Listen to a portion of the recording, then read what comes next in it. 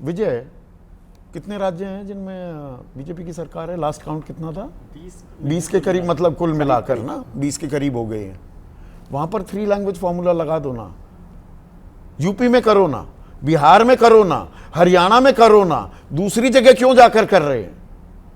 नजीर पेश कर दो, यहां पर उदाहरण, एग्जाम्पल सेट कर दो। संदीप जी, बिल्कुल ठीक बात आप कह रहे हैं कि यदि वहां से शुरू करते तो दूसरी जगह कहने के लिए भी आपके पास ये बात होती कि देखिए हमने यहाँ पर शुरू कर दिया। बल्कि हकीकत क्या है सर कि उत्तर भारत को छोड़कर देश के ज़्यादातर हिस्सों में मल्टीलैंग्वेज है, मल्टीलिंगुअल लोग हैं। साउथ में भी आप चले जाएंगे, केरल जाएं, आंध्र प्रदेश जाएं, तमिलनाडु जाएं, कर्नाटक जाएं, वहाँ पर सब लोग अपनी अपनी भाषाएं, तमिल भी बोलते हैं, तेलुगु भी बोलते हैं, कन्नड़ भी समझते हैं, मलयाली भी समझते हैं। भाई मैं आपको आंकड़ा बता दूं, भारत में लगभग 53 करोड़ 52 करोड़ 83 लाख 47,193 लोग हिंदी बोलते हैं, 45.11%। तो इस देश में बहुमत उन लोगों का है जो हिंदी नहीं बोलते। यह हकीकत है, यही भारत है, यही अनेकता में एकता, विविधता में एकता है। लेकिन बात यह है ना कि वो जो दिबांग कह रहे हैं वो बात ठीक है कि थोपना जो है ना सबसे इंपॉर्टेंट बात है। 22 भाषाएं हमारे पास 8 शेड्यूल में हैं, हिंदी भी है, अंग्रेजी भी है, तमाम भाषाओं पर हम काम कर रहे हैं। और जितनी ज़्यादा भाषाएं सीख, एक तो समझिए देखिए इसका विवाद का फ़ायदा क्या हुआ। जो आप इतना भाषण दे रहे हैं कि भाषाएं तोड़ रही हैं, तो भाषा ने जोड़ दिया 2 भाइयों को जो 20 साल से नहीं जोड़े थे।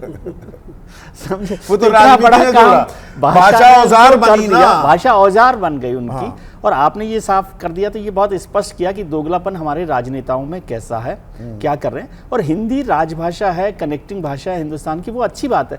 लेकिन सिर्फ अपनी चीजों पर घमंड करना, गौरव यही तो असल सवाल है जो है ना, वो आपको नहीं। आप हिंदी को गाली देते हैं, अंग्रेजी को आप गाली देते हैं, वो वक्त आएगा शर्म आएगी। आपके सब बच्चे, बेटा बेटियां सब फॉरेन में पढ़ रहे हैं। तो अच्छी बात है, कम से कम हमारे को नई जो अगली, क्योंकि ये सब लोग तो नेता बनेंगे किसी दिन। तो नई पीढ़ी तो हमारे पास अच्छी पढ़ी लिखी आएगी, वो तो शर्म नहीं कर रहे होंगे। लेकिन मैं ये कह रहा हूँ कि हमारे जो लोग हैं, जो आप जिस पर बात कर रहे हैं कि जो देख रहे हैं, वो लोग इसको नहीं समझते।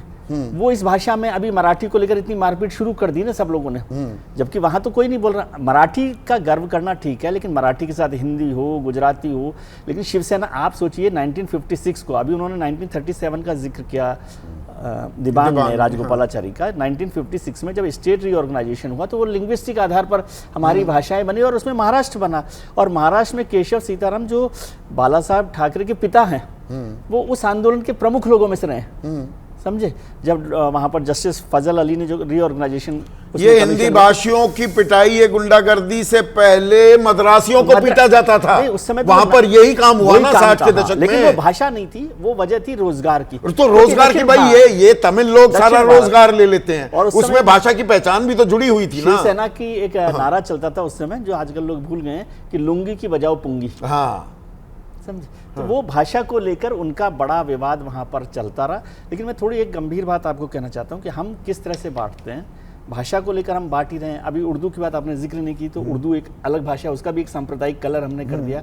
और अब तो हम इस पर आ गए हैं कि मैं देख रहा था कि हम खीर और बिरयानी को बांटते हैं। और आधे लोग जो ये सोचिए, ये मुगालता पाले बैठे हैं कि हम हिंदी बोल रहे हैं, दरअसल ये हिंदी नहीं है, हिंदुस्तानी है। जो भाषा यहाँ पर चैनलों में इस्तेमाल होती है, हिंदी है क्या? बताइए। पायजामा और धोती को बांट दिया सर। हाँ, तो अभी भाषाओं से आगे हम चले गए हैं। उस सब पर गंभीर मसला है। लोगों को सोचना है कि भाई ये सब जो कर रहे हैं वो आपको रोकने का काम है। क्योंकि आप जितनी भाषाएं सीखेंगे, प्रणब मुखर्जी मुझे याद आते हैं, उन्होंने कहा था कि मैं प्रधानमंत्री इसलिए नहीं बन पाया क्योंकि मैं हिंदी नहीं जानता। हाँ।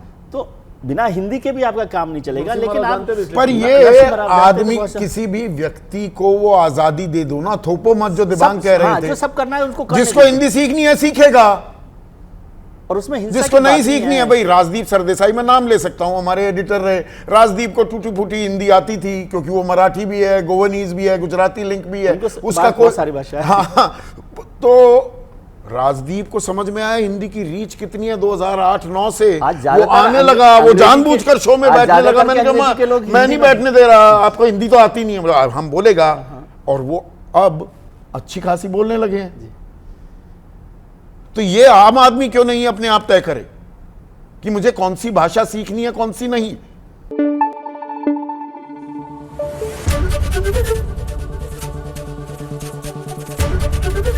एबीपी न्यूज आपको रखे आगे।